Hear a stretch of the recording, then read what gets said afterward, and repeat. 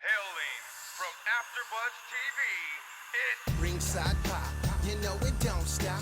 With flicks to the business of everything that's hot. Call it Ringside Pop, you know it don't stop. With the flicks to the business of everything that's hot. Welcome to Ringside Pop with Stevens, Marty Elias, and Dale Rutledge.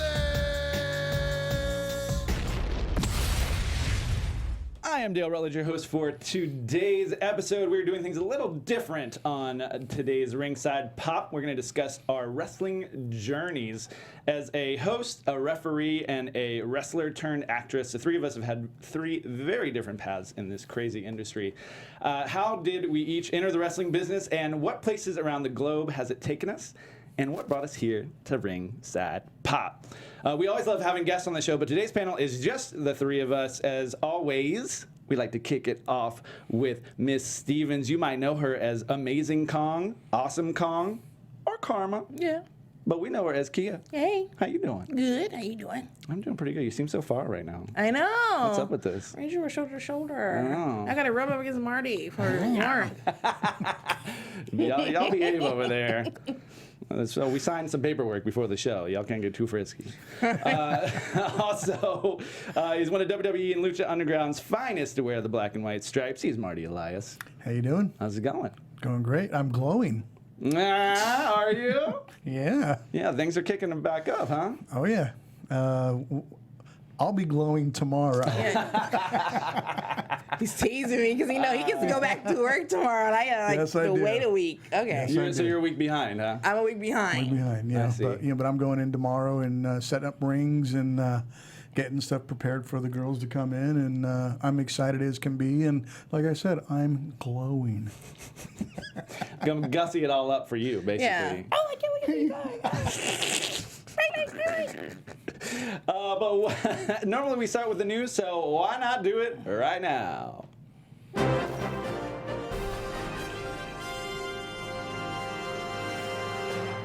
Thank you, dramatic news music. I was waiting for that. I was like, where's the bump, bump, bump? There's always a bump, bump, bump, Dale. That news, the real diva. Man, all right, first up in the news, Elon Musk. He has introduced his SpaceX suit, which is the coolest space name you could ever have. Hi, I work for SpaceX. He has introduced this suit that you guys will see here in a minute. It is pretty much, I think it's a Daft Punk suit. I don't know if you guys have seen it, but it is crazy futuristic looking. Here we go. And it's super rad. It's definitely beating anything that NASA made. If you guys can see that. Very Look how sleek. cool it is. Yeah. Looks like almost like a racing jacket with a nice bicycle helmet. Oh, not bicycle, bike helmet. Oh, yeah. It's very sleek. I dig it, man. This new space race is very interesting. It's basically all guys like Elon Musk and Richard Branson. All the rich dudes of the world are like, Yeah. you know what? We gonna do it first. Right. So we'll see. Adventure pioneers, real pioneers. Yeah. Pioneers today. Branson, like this Virgin Ace Galactic. Frehley should have had that spacesuit going. He is a spaceman from Kiss.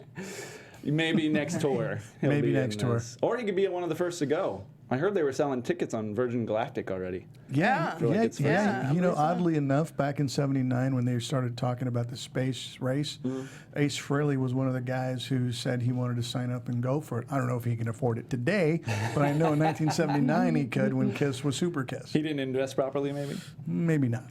Yeah, they already have where's their spaceport? Is it Arizona, Texas? It's somewhere in the somewhere in the it's desert. the bigger yeah. desert area. Yeah, I can't remember exactly. A spaceport. Airport's gonna be like obsolete. Where's your spaceport? Where do you fly out of? I fly out of Mars. Oh, I'm headed to Uranus. You're right. What? Oh, we gotta wait 10 years for that. Hello. I didn't sign a clause for that one. Meet me outside. Meet me outside. We know where Dale's going. Would you guys fly to space if it became like reasonable? Is that something that you would be okay with? After they test it out. Yeah. Because I don't know what them Hindenburg people was thinking about. Them Titanic folks. May they rest in peace. Yeah, they weren't But thinking about that. I'm not gonna be the first on nothing. Oh hell no! I ain't even gonna be the 100th. I'm I gonna don't some think. guinea pigs and then you go. Let the rich people do it. Yes. I mean, The if space rich folks becomes say. the thing, like most everything becomes a thing, you know, and it's been proven, and yeah, sign me up. I mean, I probably can't afford it, but yeah, sign me up. Just put me on the list. It's not going to be in our lifetime of affording trips to I the I know, moon. right? I'm sorry. Maybe we can pull together. Yeah. One of us can go with the GoPro. Or the GoPro just go by itself. Yeah, that's probably the way we can afford it. Also in the news, we've got solar flares. We've got California burning. We got Hurricane Harvey, Irma, Jose. Mexico had the biggest earthquake in 100 years. 2 Category 4 hurricanes have never touched ground in the same year. So basically, my question is, what the hell is going on? Who ordered this apocalypse? All right, I was gonna say it's apocalypse now. Like seriously, that was Seriously. biblical. It is Biblical. crazy. And this is just since we've been here last time. Yes. You know what I'm saying? Like that all just happened. All this. So I don't know what people are thinking. That's just but like the nature stuff. that's just the nature we stuff. ain't even touched the man-made stuff that's I going on. I was gonna bring up Korea The and some nature other- stuff that's going on. Other crazy. So I mean, I don't know. I don't know if people can still deny different things of global warming happening. But I mean, the scientists said it would happen this way, and almost verbatim, that's what's happening. it's absolutely crazy. But what's maybe crazier, I thought, was this sheriff from Florida. He, I forget his name, Sheriff Dumbass, we'll call him. He said that basically caused his own storm online, where he said that everybody, all the residents ahead of Irma coming in, he said all the residents that come, and because basically when you go to the shelter, you have to just show them your ID. He's like, anybody that has a warrant out. Oh for yeah, they're going to themselves, jail. They're going to go to jail. You can have nice, safe security in our jail cell. So come on down. Come on down. We'll save you. We know it's a life-threatening I'm situation. gonna kill 2 birds with one stone. Can you believe that guy? That's just now's not the time for that. It just seems weird. You know, hearing that, it kind of sends a message that we don't give a damn about anybody. Right. And what me, for me personally, and this irked me, is that when Joel Osteen didn't open up his church, but then when he did, when there was victims of the hurricane in his church, that he had the balls, and I'll say it like it is, he had the balls to pass around the plate and ask for. Did he really? Did he really? Yes, he did. Oh my God. Wait, he was housing folks in there, and then he was like, Asked for and their money. let's give it up to the Yes. church, to people less fortunate Absolutely. than You know, so yourselves. victims of people like me. Yeah, like victims of the hurricane were attending church, and I'm getting goosebumps and everything because when I'm passionate about something, I do that. But yeah, he opened up his church after he said it was flooded and things, and then he, had, victims of the hurricane in his church, during the service, and he had the balls to pass around the plate and ask for donations or whatever, and stuff like that to me just irks me big time, and it's not right. I love when he said, I don't pay attention to the Twitters. I didn't know that we weren't purposely keeping our door. We just decided to open our doors now. And he had all his interviews he did that day. Oh yeah, he was like on TMZ. Wait, see, there was flooding. Yeah. We had the flood because we had a flood before. They have like a And so person- we built the thing to contain flooding. He has like a guy in the background like splashing Right? in with water. It's flood water. That guy is crazy. Well, anyway, this sheriff apparently goes to his church. Apparently so. Church dumbass. Yeah, just doesn't give a crap. I understand you got a warrant out.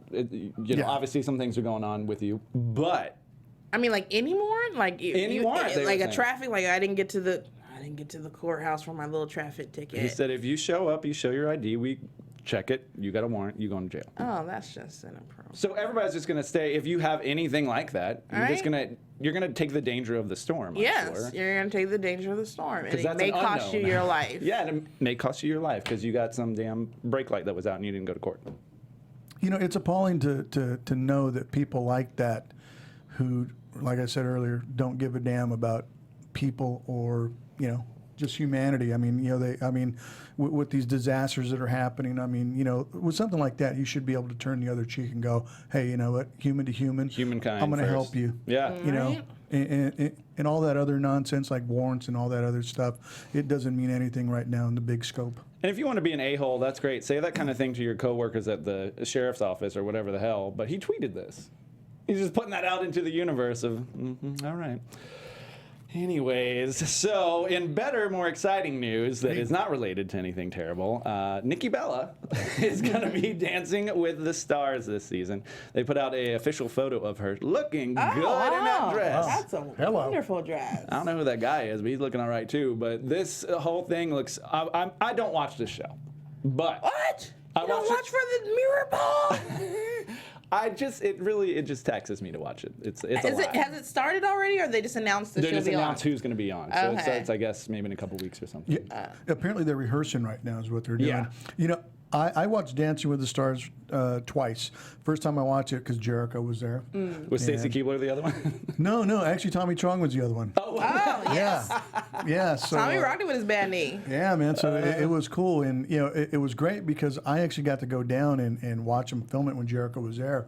He had me down as a guest, and we went, and it was such an amazing experience to be there.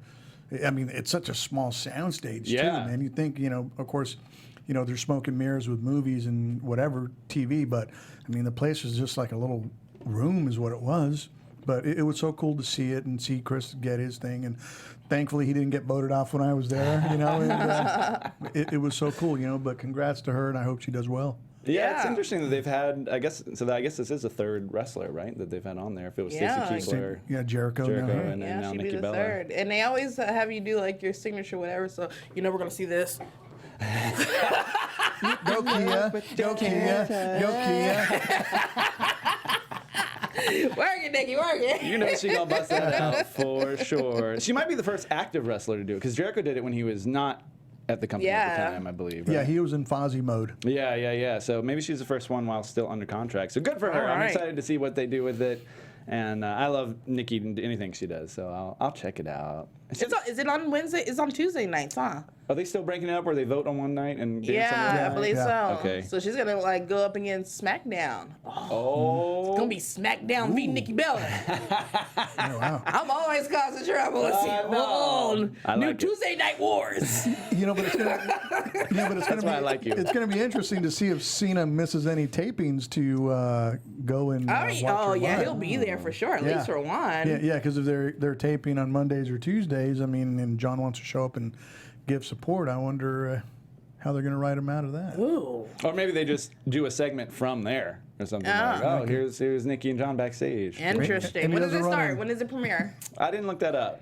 Y'all Google it. Bum, bum, bum. My news was just that she was going. I didn't care when it started because I don't watch it. My in-laws love it so much, though. They just, I think I have. It's cute. It's a lot. That's what people think about wrestling. How they're like, it's a lot of hours. It is a lot. It's a lot of energy. You got the one host. Oh, this is wonderful. I just want to taste you. I catch you. I love you. He does talk just like that, actually. And seeing it in person, he's even louder. Oh, really? I My believe it. goodness. Oh boy. Well, anyway, so let's start with our topic of the day. That's the end of the news. Kia, let's start with you. What's going on? So how did you get into wrestling? Bring us back. Roll it back. I got in it seriously for shits and giggles. Really? Like it was a joke that went really far. I would say so. Was it a joke or a dare? like a little bit of both. It was like I was young. I had a really great career. I own my own business. And it was like, oh, this is kind of boring. If I can do this at this age now, so young, I can do it later. I want to do something wild and crazy. What's wild and crazy? Wrestling. When I was a social worker, all my charges would come in and be like, such and such is on. I'd run from my office and we'd go watch it and stuff, and the chairs and the whatnot. And well, hell, when the girls would fight in-house, I'd get hit with chairs anyway. I'm like, I'd rather do this on TV if I'm going to get hit with chairs. Get paid more. Right? So, and plus I love The Rock, and I was like, you know what? If I was a wrestler, then I could meet The Rock. He'll see these, fall in love with me. Is that the step one, step Yeah, two right? process? I was like,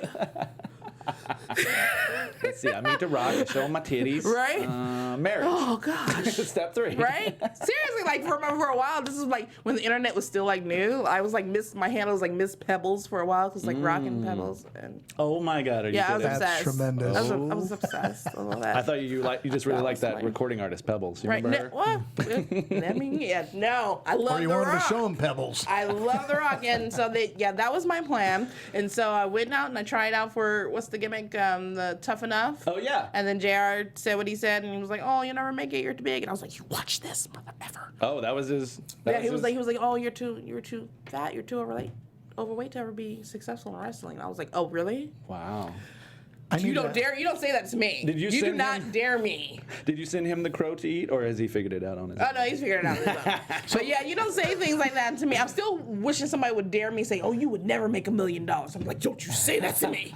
So, You dare me like you know, let me ask you: have you seen JR since Yes, then? JR and I are great friends. Yes, I love JR. And he's actually, him, McFoley, Steve Austin are responsible for getting together and putting on that campaign on Twitter to have WWE call me. They did that collectively together. Nice. So yeah, that's, so after that, went to Japan for 6 years, came over here, did Shimmer, ROH, TNA, and then WWE. That's a hell of a journey. Yeah, that's the short That's short very- version. That's the short and long of it. Well, let's get back to that in a second then. Marty, tell us about you. What got you in this crazy biz? Kiss. You know, I wanted to be in Kiss because It all comes back to Kiss. It all comes back to Kiss. Whatever I do in life, it always All comes back roads around to lead to Kiss. Kiss. It does, and you know, I say that jokingly, but I really do mean that. I mean, everything always comes back to Kiss, because seeing Kiss and seeing how entertaining they were and the spectacle of what it was, pro wrestling has that aspect to it. You know, with all the music, the production, and everything else. And me, I mean, if I'm going to pay hard-earned money, I want to be entertained. And that's what wrestling does, and Kiss does it, you know, even to this day. So I wanted to do something, didn't know what it was. And then my dad got out of prison, and him and my mom would work on the weekend. So then I would go and babysit, because I was the oldest. I would babysit my younger brothers, and the only thing that calmed those little bastards down was wrestling. So just watching it with them, and then when I was finally old enough, I said, hey, I want to go see it live. So then, you know, I piled in my car, and I took my little brothers, and we went, and we would watch it, and we fell in love with it. And then I just got this moment where I said, I can do this. I don't know why. Something told me I could go do this, you know, because I wanted to be in Kiss. That wasn't going to happen because I was poor and couldn't afford any instruments or nothing or equipment. So then I started looking around for a wrestling school, and I found Jesse Hernandez, School of Hard Knocks. Yeah. Brother. But my first session, it cost me $15 cash. Nice. Brother, Tuesday night, you come here, brother, but make sure you get the $15, brother. And I had $15. For those who don't know, Jesse was also my first wrestling coach. Yeah. So, you know, started with him and just train. And then there was a moment where I heard Bill and Jesse complain about referees. So a light bulb turned on. And I said, how can I contribute? And I said, I can be a referee, because I wasn't going to be a wrestler, although I was training hard. But that light bulb went on, and I said, you know, reality, what can I do to contribute in refereeing? And then I did that. I started training, started working shows. And then I just, my reputation preceded me, and I started working for everybody and anybody I could. And it took me to Japan, took me to Mexico, all the independents. I tried out for everybody. I tried out for WCW, tried out for WWF. I talked to Paul Heyman once about ECW. And, you know, I would literally call WWE at least 100 times a week back then. Wow. And then, you know, I would actually show up to shows, because back then you could just show up with your gear and I'm here, and they'd put you to work or whatever, or you can just hang out. Now it's all complicated, and they got lists and they got all this other stuff, security and all that now, so you can't just show up. But back then you could, so I would.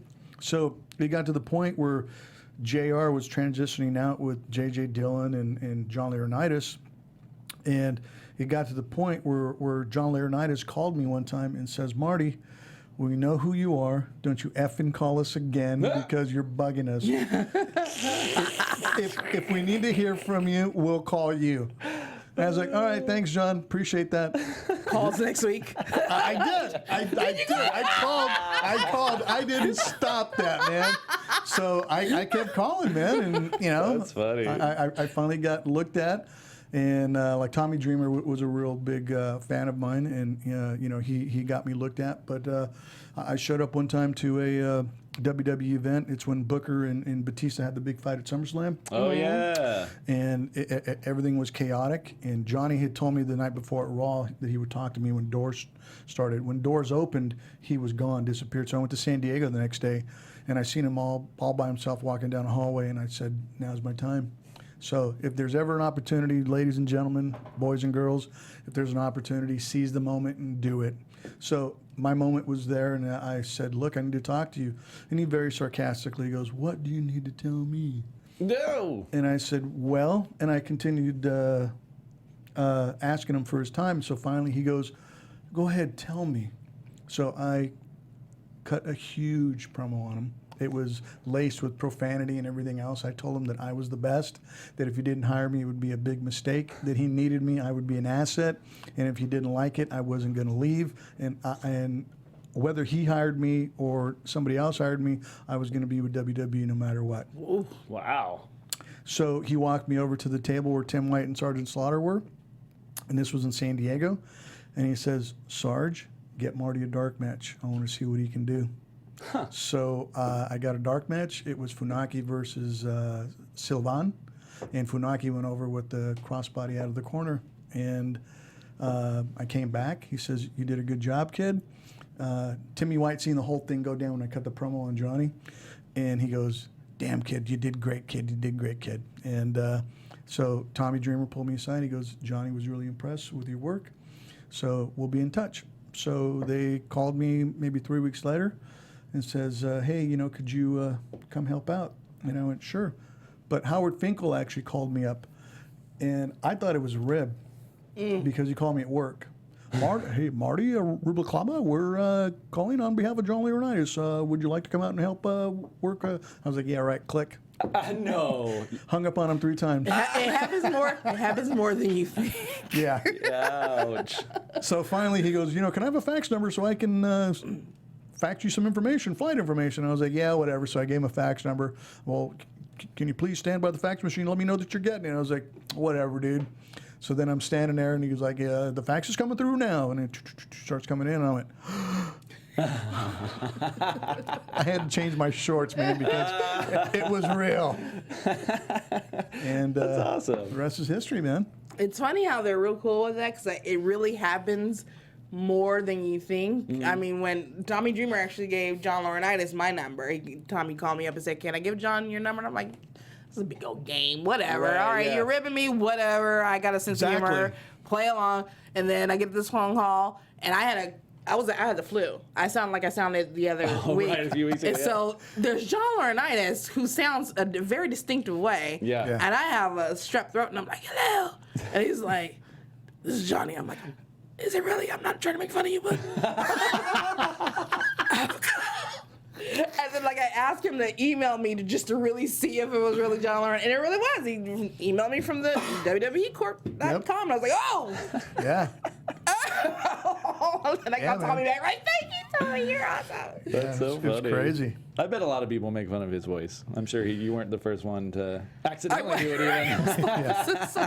He's like, oh, great. It's like, oh, of course you called today. He's like, I'm trying to give you a job. Right? You're trying to be funny? You're trying to be funny. Real funny Johnny story. Vince never wanted to call him Johnny Ace because that was his name, Johnny Ace. Right. So Vince, being the ribber that he is, which people really don't know, that Vince has a huge sense of humor. Huh. Vince, there was a new writer. So he told the writer, he goes, hey, go find me Johnny Ace. And everybody knows that Vince didn't like that, but Vince told the kid, go find Johnny Ace. I see. So the kid was going around the whole day at TV asking for Johnny Ace, and everybody's like, kayfabe, and going like, don't know, And finally, the kid goes up, I can't find Johnny Ace. Poor kid.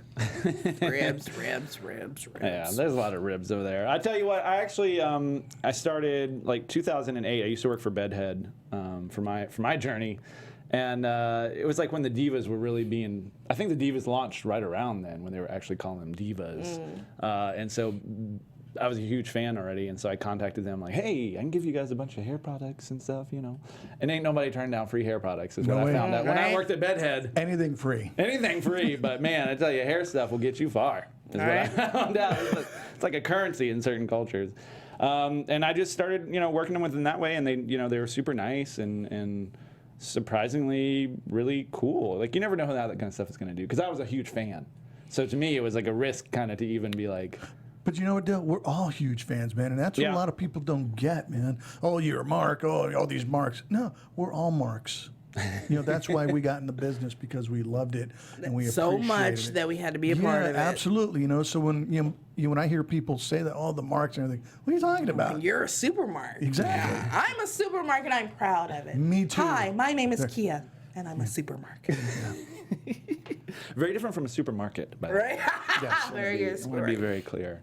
Yeah, and then I met Maria Menounos a couple years after that, and her and Kevin, who runs AfterBuzzTV, they were super nice to me, and I'd actually known Maria from previously. I'd done her makeup. I used to be a makeup artist as well, and I'd done her makeup for a photo shoot like years ago, and then we started hanging out and being friends, and she invited me over to watch Behind the Candelabra at her house. Great movie. I had no idea, but she loved it so much. Great movie. This was like the replay. She's like, The oh, HBO we're coming one? over. Yeah, Yeah. the HBO one. Great So she had a movie. bunch of people over to the house, and it was me and Kathy Kelly and some other people that were there.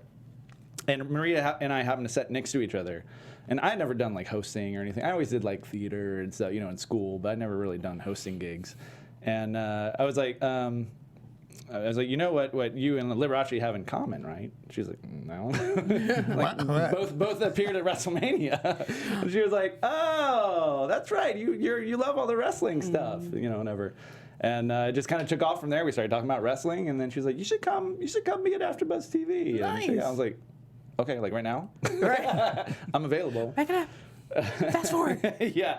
And then I went on to AfterBuzz and did Raw show, and it rolled into getting a show at Nerdist and Fox Sports, and it just kind of to your point, Marty, it's like one thing pops up, and then you just gotta. You gotta go through each door. Nobody's as gonna it care as opens. much as you. Yes. Yep. So if you don't bug them and tell them how much it's important to you, they've got somebody else who's gonna do it more yeah. than you. Exactly. You know, so be annoying.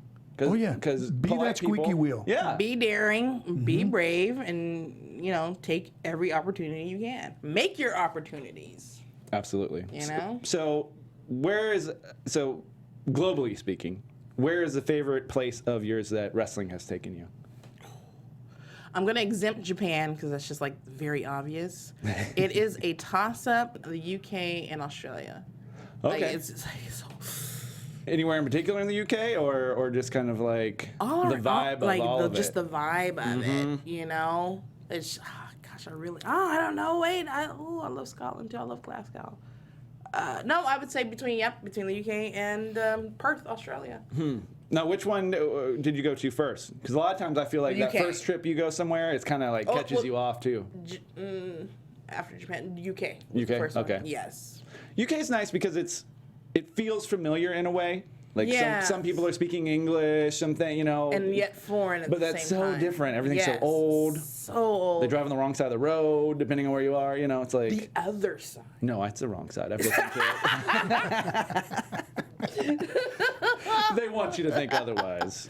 Yes, it's cool over there, and their healthcare kicks. Like the first time I went over there, I had to go to the hospital. It was funny. We were at a show, and like 6 of us ended up at the hospital. Oh, no. And the hospital people were like, "What's going on at this show?"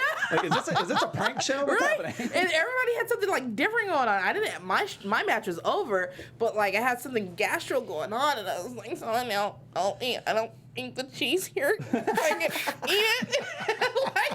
and then rushing to the hospital, and it was and they left. No, I was like, I don't pay for this. They're like, no, here you go. Here's your prescription for your tummy, and I was like, okay. You're like, I had some other ailments if Right? you got time. Can you tell me, is this mold normal? Like, you got to get back in line. Yes, I love the UK. How about you, Marty?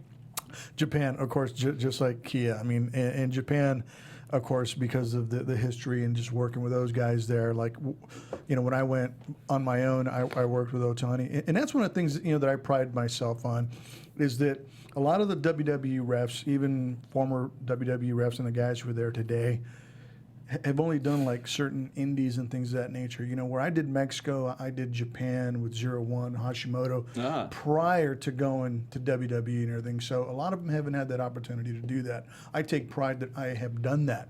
But Japan was amazing because the fact that they have the best record stores ever. Oh, do they? Ever. I didn't know that. Oh my God! Their DVDs, their vinyl, their picture discs. I mean, Tsutaya. You gotta go to Tsutaya. it's the best. Like there's a record store in Shinjuku, which is called Airs, and Chris Jericho and I went there every single time and literally spent too much money on stuff. But There's no such thing. I loved South Africa, and last week when we had PJ here, he was talking about Johannesburg. I mean, I love that place. I mean, it's gorgeous, gorgeous there. So, and Baghdad was very interesting. Oh wow, yeah. I've never been. I've been to Dubai, but I haven't been to like true Middle East kind of vibe. Yeah, that was crazy. I'm sure that's a very intriguing place to be. Yeah, man. I guess I also love Japan very much. It's just so kind of like what we said about the UK. It's the exact opposite of Yes. that. Like every single thing you go to do feels foreign, because it's just so different and in a great way. But I did not expect everything to just be so Toast and different. pork and beans. What? Toast, tea, and pork and beans. Oh, What, for in the UK? UK? Yeah. For breakfast? Yeah. I You get can't. stewed tomatoes. I'm like, stewed tomatoes for what? I know, like- pork and what? What? Y'all eating some weird shit this morning. And no ice. And no, Yeah, it's you're like home. room temperature. Yeah. Jesus. Craziness. I- or not flat, but they drink a lot of club soda there. Oh, like sparkling water? Yeah, or whatever? sparkling water. In Paris, they're like, gaseous or non-gaseous? I'm like, no, I'm actually okay. Right? No guesses. I have no cheese today. Didn't you hear what happened to me in the UK? No gases. Hi. My favorite, though, is probably Dominion. I went to New Japan's pay-per-view Dominion in Osaka just last year, and I was so shocked. The difference between Tokyo, because I went to the Tokyo Dome for Wrestle Kingdom, and that was awesome in its own right, but Osaka is such a different crowd from Tokyo that it, again, just shocked me, and how the differences are and how each, even different prefecture or whatever, can be so different from each other. They were like, by Japanese standards, they were pretty wild and rambunctious, whereas Tokyo, they were all like, oh, that's great. Yeah, for Osaka would be like the equivalent of like the South. Like Yeah, even the exactly. talking is a little bit, the it's speech is a little- little different, in Tokyo you'd be like, Nandi. In Osaka you'd be like, Nandiane! And they're like, You're like, you put a little what, extra on right? that. They got a little bit more going on. Right, yeah. Also, I did the UK tournament for WWE in January, and to fly there, and it was the first time that I interviewed Triple H. And so it was just like, I've had a few years career now of interviewing people. I mean, Kia, I interviewed you a couple years ago. That's the first time. You were really into Dance Moms at that time. Remember Yes. that? Yes. Is that show still on? I don't even know. It's still on, but Abby's in jail, and Oh. now Cheryl Burke is she's gonna take over. Yes. Oh dear. Well, Yeah. that's a change. Cheryl Burke was Jericho's partner in Dancing with the Yes, Stars. she was. Yes. Oh, okay. Look at that. It all came Right? back around. All comes back Right. around with a kiss. And I don't watch either of those shows. But it was just such a surreal moment to sit down with him. And one of the first things he said to me was, hey, because I had just come from Japan, actually, to interview him. And he was like, hey, if you fall asleep during this interview, I'll understand, because, I know you just came here from Japan. And I was like, Triple H knows what I was doing? I didn't. Yeah. I had one of those moments the first time Vince McMahon called me by my name. Oh, really? Yeah. Remember Jingle All the Way? Remember The where movie? The movie. Okay. Remember where Arnold's dressed up as Turbo Man? Yeah. and he has to give away the toy. Yeah. And he says, pick a kid, and then he goes, Jamie. And then he goes, he knows my name. That was me the first time. Vince goes, Marty, get your ass over here. Okay. You gotta kick your heels up. Yeah, I did. I did a little dance. I marked out. That is awesome. Wow. I mean, so what would you say? For two questions. We've got to wrap it a little bit in here, but where do you want to go from here? Where would you like the industry now? So you're kind of transitioning into an acting role lately. Where do you want things to take you from here? Is there anywhere on your bucket list of places to go? I'd like to thank the Academy. Yes, indeed. Yes, indeed. Yeah, I'll put that out there in the universe. I like it. I will second the notion for you. Dang it.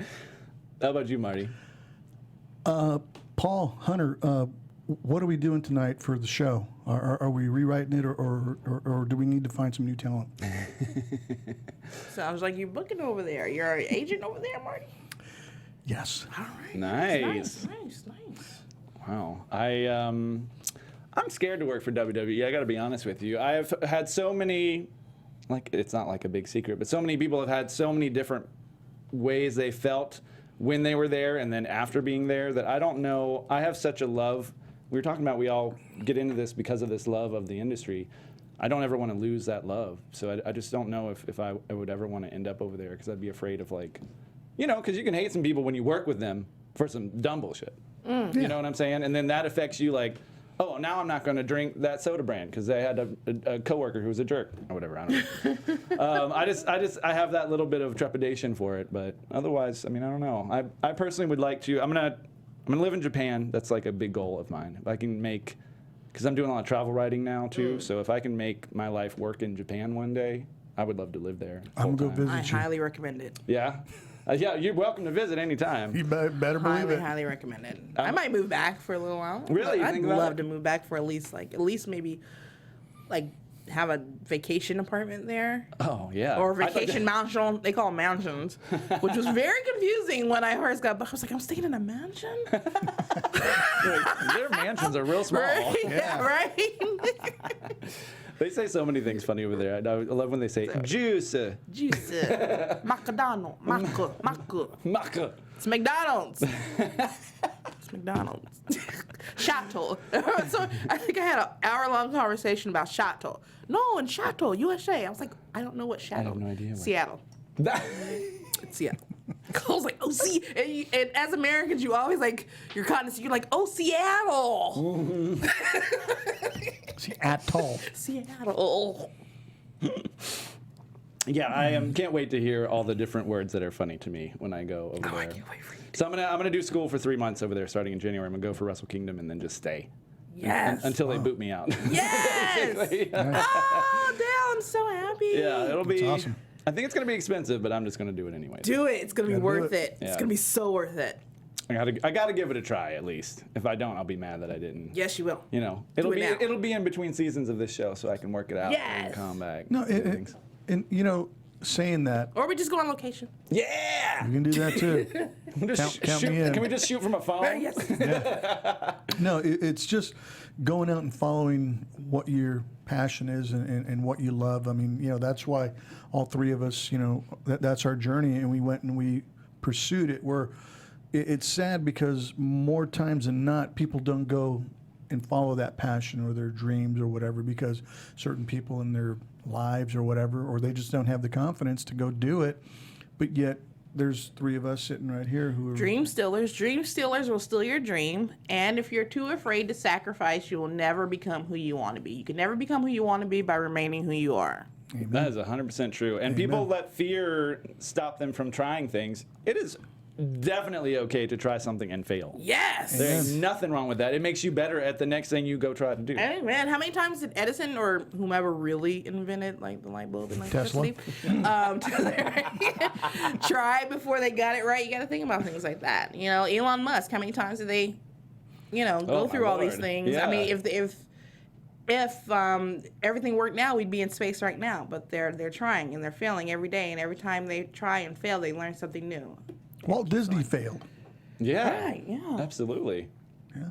Man, I don't know. Well, speaking of which, a great story that I got to go to the Mae Young Classic for the tournament down in Orlando, and I had such an amazing time down there. But no one embodies opportunities of travel and leaving everything better than Lacey Evans. She's at NXT right now. She also competed in the Mae Young Classic. Her story is phenomenal. Take a listen to it in this interview, and it really is exactly what we're talking about, how you just sometimes you just got to know that you're not doing the way you need to do you, and you got to go do it. So take a listen. Here is Lacey Evans. We are here at the Mae Young Classic with Lacey Evans. How are you doing? I'm great, Dale. How are you? Doing pretty good. Lady of NXT. Yes, I am. How's things been heading into this tournament? They've been so hectic. We've sure. done so much training. I have seen so many women from all over the world coming in and out. Not really sure who they all are. Like, what are they doing in my house? I mean, some of them are over 6 foot tall. Oh, yeah. My word. Biggest things I've ever seen. It makes you wonder if it's a women's tournament. I mean, Lord. So, but you got no, it's them, been. though. You got them. Oh yeah, absolutely. I just gotta go for their legs, take them down. You know. Yep. So let's talk about your history pre WWE. So you were a U.S. Marine. Yes. And also a SWAT team member. Yes, I was. How did that come about? When I joined the Marine Corps, my MOS, my job was military police officer. Okay. So once I got that MOS, I quickly transitioned and did a specialized job as a SRT member, which is Special Reactions Team. Okay. Same concept as a SWAT team. And so then I got that new job in the military, and then was the assistant breacher and was on a team of 7 team members, and that was my job. That's crazy. Yeah, it was awesome. What inspired you to do all that? Just growing up, I needed to get out of that lifestyle, and the military was what I knew that I was supposed to do. Oh, interesting. Okay. So what was growing up like then? I grew up with a lot of siblings. My father did construction. Okay. But a lot of my family suffered with depression and addiction. So not that they were lazy, but the life that they led was complete opposite of anything that I wanted. So I grew up watching my loved ones give up, roll with the punches, and accept where they were at in their life, which was 9 times out of 10 not a good spot. Mm-hmm. And I knew from a very young age that I would not live that life. So when I was 19, I was a year into college, and things took a toll for the worse, and I knew I needed to get out of there. If not, I'd probably still be there today. Yeah. Well, good on you then. I mean, a lot of people, like you say, I have a lot of friends that grew up in like a small town, and I have a lot of friends that just kind of gave up and accepted, like, well, this is where I am. This is where I'm going to stay. Yes. I guess I'm done. So good on you for Thank you. taking that initiative. So how did that transition then into WWE? Were you a fan growing up or anything? Or no, we moved around a lot. Sometimes we had to live in tents. Didn't have TVs, so right. Makes it hard to watch. And my life was very. I had to quickly get into work, quickly into making money, and help and support my family. And there was no time. I didn't sit with Grandma on a Sunday morning and eat the donuts that she homemade and watch wrestling. I never Right. had that. So I got up Sundays and I worked, and I got up on Mondays and every evening that I could from school, and I worked, and that's what I did. But my staff sergeant in the military, he wasn't in my unit. He told me that he did wrestling, and he was very heavy set, and I didn't believe him because I thought that he meant amateur wrestling, which I did in high school. I was an amateur state champion wrestler and 9th in the nation, so I know what athletics was, and what I was looking at was not. Wasn't that? So I said, well, you have to show me what this wrestling you do, because you got to prove to me, I'll believe it when I see it, type of woman. And I saw it, and I quickly believed it. I went to a match on a Saturday, and he invited me out, and I went to a show, and I watched it and fell in love. And I just couldn't believe the interaction, from the crowd. And those were my people. There was the people that didn't have very much, and you could tell, and this their escape. And that's the part that intrigued me the most, Yeah, that is the beauty of it. I mean, it definitely gives you all these aspirational qualities while entertaining you at the same time. So it's pretty great.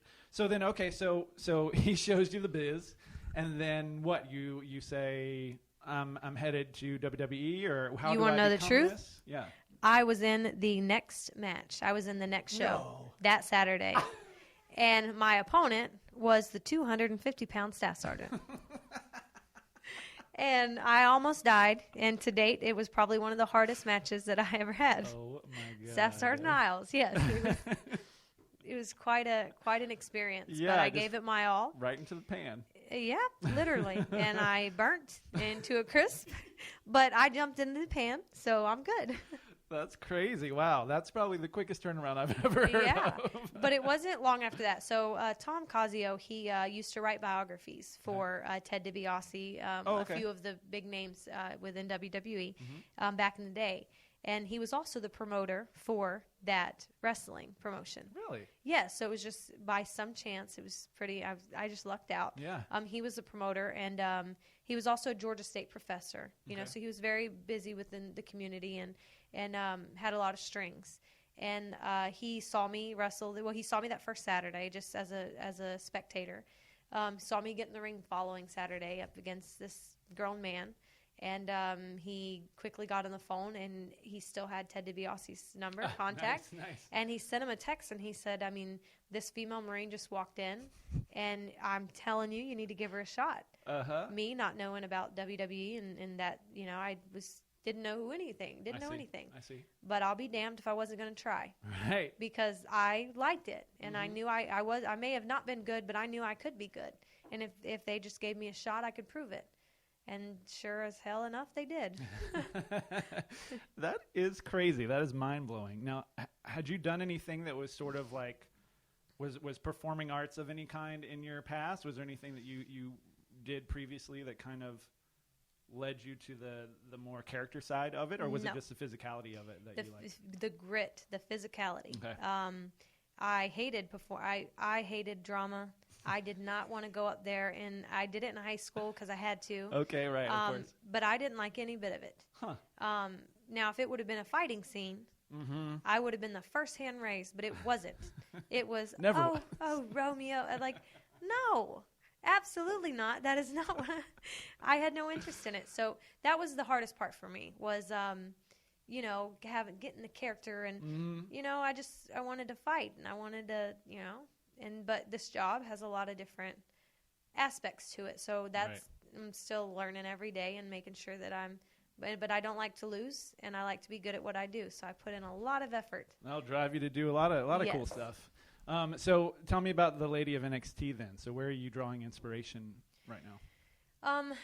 I have a daughter. She's 4. Okay. And so many people, especially women that I've in the military and just in general in life, they're so quick to prove what a woman, you know, can outdo a man or do it better than a man.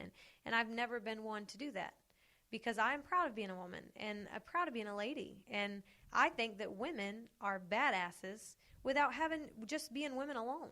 Men could never do what a woman can do, you know, rather it's, I mean, just in all aspects because we have differences. And there's same things about a woman there's things that men can do that, you know, women, it's just, that's because we're a man and a woman. And I take pride in being a lady. I take pride in being a mother and a wife. Those titles are what being a lady and a woman is all about. So I take that and I just set the example, you know, it doesn't matter if who you are, you know, I'm a lady and I'm still strong. And I can still do amazing things. I don't have to outdo a man because I'm not a man. I'm a proud lady. I'm a proud woman, and I'm going to raise a strong woman. I'm going to raise a strong lady. And the lady of NXT is confident, and she's motivated, and she's passionate. I can cook. I can bake a pie just as good as I can fire a weapon. I'm a lady, damn it, and I'm proud of it. I love that. You got a very lucky daughter, it sounds like. Oh, thank you. So I read high-intensity tactical training. Yes. What's the difference between that and high-intensity interval training? Sounds very different to me. Well, I don't know. Tactical training. So tactfully, we're outdoors, and we're very limited on the things that we could use. I see. So rather we get deployed or we're in the field and we're doing different training, you have to use kind of what's around you, more so than if you were in a gym with full equipment and AC. Right. So we combine the two. You know, we're trained indoors and stuff like that. But we also go outside and make sure that you adapt. And that's one thing that I'm, I learned in the military, and we're very adaptable. So high intensity tactical training is quite the same thing, but you use what you can and what you have. I see. Okay. And so we are kind of specialized in taking advantage of the environment. Yes. More than okay, that's cool. So you've been here in WWE for how long? A year. Is it a year now? and a couple months. Okay. Yes. Coming into it, so from that experience and then coming into here, were there any expectations going into it that either got disproved or were just completely wrong misconceptions? So many. I mean, from the start, it was a 3-day tryout, and my gunny, I was second guessing myself. I was like, because I Googled, what the women, it's like, Oh boy. divas. Oh my goodness! And I Googled what they look like, and I shut my computer, and I said, absolutely not, And my gunny was like, Maureen, you better get up there, And he motivated me and pushed me up there. I was like, well, we'll see what happens. It's 3 days, give it my all. And I walked in, and I didn't smile because 5 years in the military, and there's nothing to talk about. It's proper greeting, and you go about your business, and you work. Well, in this business, you shake hands, you hug, you smile, you make conversation, and that was one of the hardest things to get used to. Because you stay in your lane, and you don't get in people's way. So when I walked in for the tryout, I seen these beautiful women. I mean, their hair ties matched their sports bra that matched their socks. Yeah. I had holes in my shoes. I thought we were ready to fight, coming ready to go. To do. And I tried to turn around. I saw them. I went to turn around to leave, and another group, a wave came in. And I said, oh my goodness. I said, they're never going to want, look at me. And I was like, they're never going to, but, it's funny. I was like, the next wave came in. I sat down. They took my name. And I was like, all right, well, I'm going to give it everything that I have. And I may not look like these women, but, I'm a mom. And I'm thinking they're so young and they're just so perfect. But, it's just funny how the world works because I could do my makeup just as good as the most beautiful woman that I saw that day. Mm-hmm. So you just keep on learning. And I'm learning a lot of different things from this job. So. This is a business too that being different is better. Really, I feel like you don't want to look like everybody else that's in that audition. Yes. Yes. So a year of being here. When did you find out that you were going to be a part of the Mae Young Classic? Ooh, it was, I believe, a little over a month ago. Okay. But it wasn't set in stone. Mm. So it was in rumored that I may have gotten chosen to represent USA and one of the ones too, and I was just so excited, but you can't get your hopes up, because anything can happen. Yeah. So I just kept training, and of course your mind wanders, and you're like, well, maybe I can train a little bit more in this, just in case I am, but it was verified and checked off a few weeks ago. Crazy. Yes. So what are your expectations for the tournament? You're going to have a lot of eyes on you, for sure. Yeah. My expectations, just all the women that came in today, I'm so excited just to learn from them because I am new in this company, and you've got women that have been working in this, doing wrestling for years and years. So, once again, in everything else I've done in my life, I'm just going to give everything that I have. And mostly watch, I want to learn a lot. I want to be good at what I do and be able to work with so many people. Like right now, I was lucky and got trained. Majority of my training, all my training was, from right here in NXT, WWE. I got top of the line training from the jump. Getting it right from the very beginning. But it's interesting to kind of branch out and keep my eyes and ears open and see what I could pick up from all these. Because they're veterans. They're so knowledgeable in so many different aspects when it comes to wrestling. And so I want to do the best that I can, and I want to win it. I'm going to win it. I don't care what people say because I'm going to give everything that I have. And no matter the outcome, though, I want to walk away with more knowledge because that's what I'm here for. I want to learn, and I want to be good and be able to compete against everybody, not just within my group here at NXT and the competition that I see on a daily basis. I want to be a force to be reckoned with, and what I'm going to learn here at this tournament is going to help me be that. That's awesome. What a great way to look at it too. Thank you. So did you live in Orlando beforehand then, or did you move here for the job? I moved here for the job. Okay. I met my husband in Florida. Okay. When I was 15. Oh my gosh. And yeah, and we've been together ever since. Wow. We picked our name out when we were 16. Young love story, but he's such a supportive. He's my biggest fan. Will always be. Okay. Him and my baby both. But we started a company when we were 22, and I run that in South Carolina. It's a construction company. Okay. And he's a general contractor. So we run that in South Carolina, but we live in a trailer camper down here at the campsite. So Nice. that's what we do to juggle everything, because we have so many different parts. And, my husband's has his career and I have my career, and we have a daughter, so we have to be able to juggle everything. Right. So, Yeah. but yeah, we moved down and try to juggle both. Cool. Have you been liking it down here, or No. No. weather-wise, or just in general? I mean, I like the rain. Don't get me wrong. A little bit of heat, my hair is, takes well. But there are so many people. I'm from a small town. Yeah. The cars, they get so angry so fast. Oh yeah. If you're anywhere near Disney World, it's surprisingly unpleasant. Goodness. And so it's just like every day it's like a fight. Which don't get me wrong, I don't mind. But it's just so many people, such a fast-paced life, and I like slow life. I like, I like bonfires and breakfasts and chickens and getting the eggs, and it's like people here don't have time for that. Right. I did see something. Do you have a variety of pets? Yes, which proved to be very hard to keep up with the traveling and everything. Yeah. But when they hired me, when I went to the tryout, I had chickens and goats and pigs, and that's where we got our eggs, and that's where we got our meats, and so cool. that's the life that I like. Yeah. And I like it more slow, because my biggest fear, and always has been, is that you get so caught up in life that you forget to live. And It's easy to do. And it helps me to remember that, living in a minimalist. So I believe in living in an RV versus living in a big house with so many things, because things are not what life is about. It's memories. But people in Orlando they move so fast that it's almost like they're not even alive. They're just going through the motions, and that's not what I like. I like to go fishing and watch the sun go down, not take a picture of it as I drive by. Right. People with phones being everywhere, it is so easy to just not be in the moment. Capture the moment, but not be in the moment. Yes, and they it's like forget you're it. watching somebody else's slideshow at that point. Yep. It's very Exactly. I feel you. It's just hard to do. Yes. Very.